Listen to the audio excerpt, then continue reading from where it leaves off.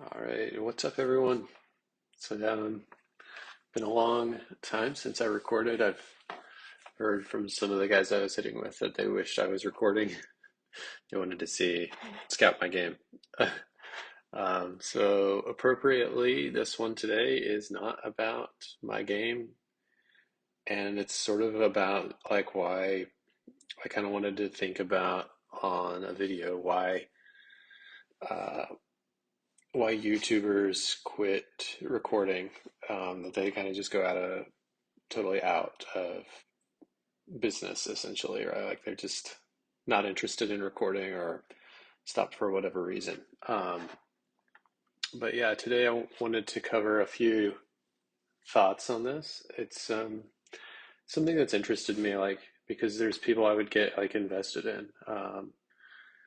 Maybe some of you guys remember Yoan from the tennis stream a few years ago. He had some really great content and he was like trying to play college tennis. I think he did play college tennis for a while in America and showed some of his journey there, and then kind of just went on went on hiatus. Like, and then a couple months later, they'll pop up with a video, and then eventually, he just stopped. So it's been probably a year plus. I'm not sure, um, but yeah, it was interesting. I was like kind of looking um, through my subscriptions and noticed quite a few guys on here that just don't publish as much, and I would love it if they did, but like why I could get why a guy like Max Purcell doesn't post as much, right?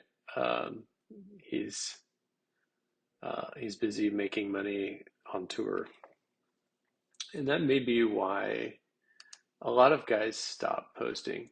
Is they get preoccupied making money or preoccupied with their career. So I'd say this is point one. Like maybe just the prioritization of making videos is low now in their lives. Like they just switch to something else. For me specifically, um,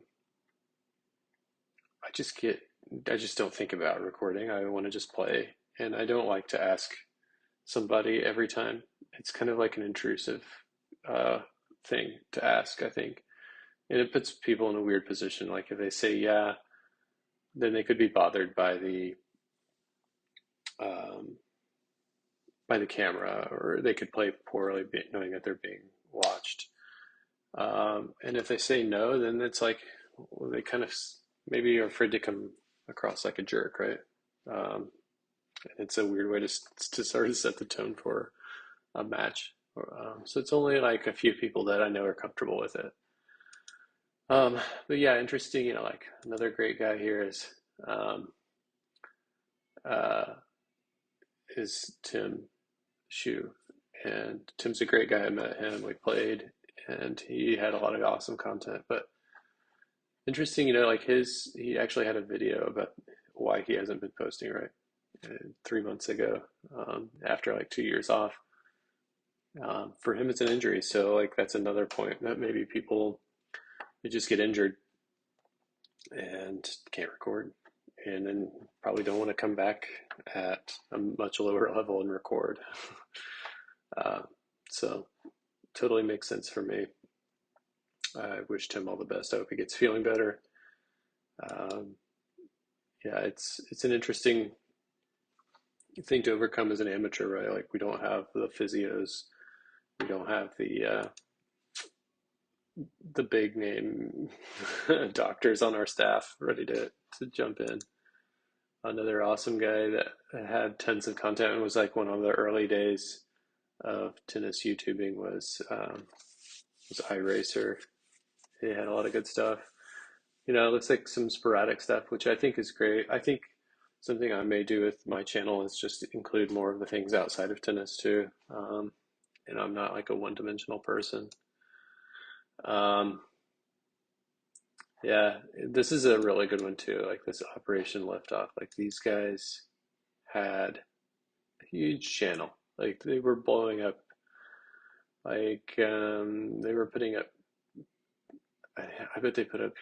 Yeah, a few videos. These like they I'm not sure why they stopped. I know it was like cousins or brothers or something, and I think you could tell like one was the more creative while the other one was the player, and I think that's worked well. But I think they probably had some disagreement.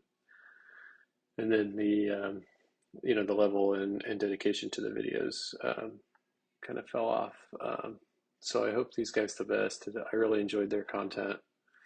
And I would love to see more of this. I think that like Simon Freund and Tennis Brothers Felix, they kind of like pick up a little bit where these guys are because they're about the same level, doing futures challengers, and I think that's a really interesting.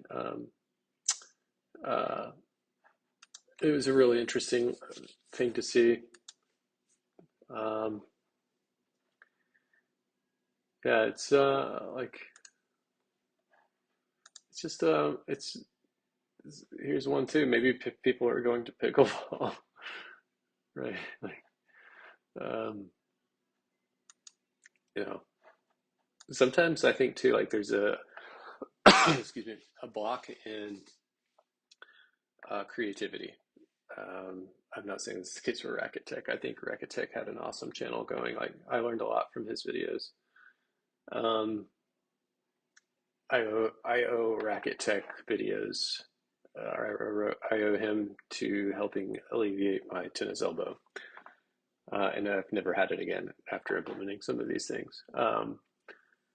But yeah, I think like the creativity would be the next aspect for this. Like, it's easy to get blocked into creating just videos for of you playing tennis, and kind of gets boring. And I think the viewers get bored of it unless you play someone new regularly or you have some different angle. But progressing in tennis is very slow especially if you're an adult, um, and you reach a pretty good level, like four fives, five O's. You're not getting much better, much faster. It's just difficult to have that much court time to do that. So yeah, I mean, your levels about the same week to week, video to video, and it just kind of gets like just stale after a while. So I would assume that um, some of the other tennis content creators out there would feel the same way. Um, it's hard to come up with something that's interesting. Um, yeah, I think also one of the things like the guys at Real Tennis mentioned is like the time and the cost it takes. Obviously, they're creating like higher quality content, but I think that time it takes to edit down content. I think Ian's got somebody, he probably pays a person or two to edit his videos, but I'm sure that's not cheap to do that, right? So yeah, it has a cost, whether it's time or money. And you know, the tennis community on YouTube specifically is big, but it's not big like other sports big, right? So like I know there's golf YouTuber guys that are amateurs that are just giant. you know, they're like they would dwarf the biggest amateur YouTuber. So kind of a thought there. Like you probably get a few thousand subscribers in tennis and think that's good, and then you look at you compare and say, wow, this is nothing compared to what these video gamers or golfers or soccer players have. And so it maybe feels a little bit uh, disheartening. Plus, like if you look at the top YouTube guys, they're not making lots of money. So I think that's probably the next big point is like the money you make from YouTube videos. I haven't made any money on YouTube. I made $0. I'm not saying I'm very big or I've put much effort into it, but I'd like to see what I can get from it in the future. Um, I like the aspect of the content being there for years to come, and you kind of create something that lasts, um, so long as YouTube's popular or is around. I don't see that going away very soon. Um, but yeah, I like the idea of making something that lasts, but it may not make a lot of money, especially in the short term. But sometimes Um, I started out in SEO 20 plus years ago, actually about 20 years ago exactly. And I just did small website stuff. And those over the years, those kind of like compounded and actually materialized into something that was worthwhile. So I envision sort of the same thing with YouTube. So, um, but yeah, short term, you have to withstand a lot of uh, lack of funds or lack of income. And I think that's particularly the case with tennis because it's just a smaller community. But yeah, I think that kind of sums up my thoughts on why people's YouTube channels go out. You know, hopefully some of these guys that are making great content now, Mark Sanset and Tennis Brothers and My Tennis HQ. Hopefully those guys keep making good content for us for the years to come, and they don't get burned out on it. Um, and then also some of these guys that have gone away, I would love it if they came back, um, and or at least give updates occasionally. So yeah, but thanks again for watching this one, and I'll have some other types of content, some YouTube stuff, like probably have some. I was thinking about doing some reviews here. I thinking about trying these two out, comparing them to so this is Slinko Confidential and Hyper G, and comparing them to my Tour Bite. So if you guys are interested in that, please let me know in the comments. Probably don't have enough people commenting in this to matter, so I'm going to do it anyway. So, all right. Thanks again.